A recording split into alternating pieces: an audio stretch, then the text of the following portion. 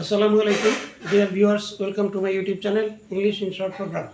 আজকে আমরা সেন্টেন্স পরিবর্তন এই পর্যায়ে সিম্পল ইনটু কমপ্লেক্স বা সিম্পল থেকে কমপ্লেক্স করার একটা নিয়ম শিখব। যেমন যদি এরকম লেখা থাকে যে finishing the work I went home. Finishing the work I went home নিচে লেখা থাকলে মেক ইট কমপ্লেক্স। তাহলে আমাদের কি করতে হবে? যেহেতু কমপ্লেক্স করতে হবে আমাদেরকে সেন্টেন্সটাকে, তাহলে এই সেন্টেন্সটা কোন সেন্টেন্সে আছে, সিম্পল আছে না কম্পাউন্ডে আছে, এটা আগে আমাদেরকে বের করে নিতে হবে। তাহলে আমরা একটু দেখি। আমরা জানি যে কম্পাউন্ড সেন্টেন্সের দুইটা ক্লজ থাকবে এবং একটা কোঅর্ডিনেটিং কনজাংশন দ্বারা যুক্ত থাকবে, যেমন অ্যান্ড, বাট, ইয়েট, এগুলো। আর সিম্পল সেন্টেন্সে শুধুমাত্র একটাই ক্লজ থাকবে, সেই ক্লজটা একটা সাবজেক্ট থাকবে আর একটা প্রিন্সিপাল ভার্ব থাকবে। আর এখানে যেটা আছে এটা কোনো ক্লজ না, এটা প্রেজেন্ট পার্টিসিপল দিয়ে আসে, এর কোনো সাবজেক্ট নেই, কোনো প্রেডিকেট নেই। সুতরাং আমরা বুঝতে পারলাম যে এটা কমপ্লেক্স, সিম্পল সেন্টেন্স আছে।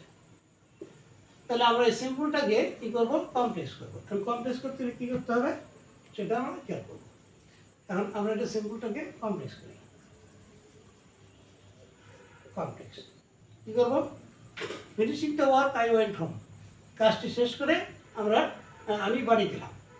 তাহলে কাজটি কে শেষ করলো? আমি শেষ করলাম এবং আমি বাড়ি গেলাম। আমি কাজ শেষ করলাম এবং আমি বাড়ি গেলাম। তাহলে এটা সময়কে ইন্ডিকেট করতেছে, অর্থাৎ যখন আমি কাজ শেষ করলাম তখন আমি বাড়ি গেলাম। তাহলে আমরা এভাবে দুইটা ক্লজ করবো। এটা প্রিন্সিপাল ক্লজ আছে আই ওয়েন্ট হোম, এটা কিছু করতে হবে না। এটাকে একটা সাবঅর্ডিনেট ক্লজ করতে হবে যেটার সময় নির্দেশ করছে। তাহলে আমরা কি করব?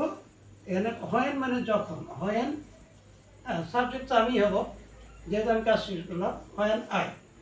এখন কী করতে হবে? দেখতে পাবে কোন টেন্সে আছে। আই ওয়েন্ট হোম এটা পাস্ট ইনডিফিনিট টেন্সে আছে, went.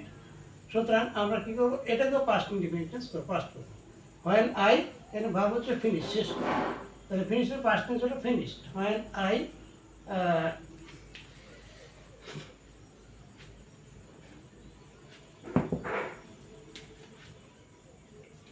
finished the work. When I finished the work,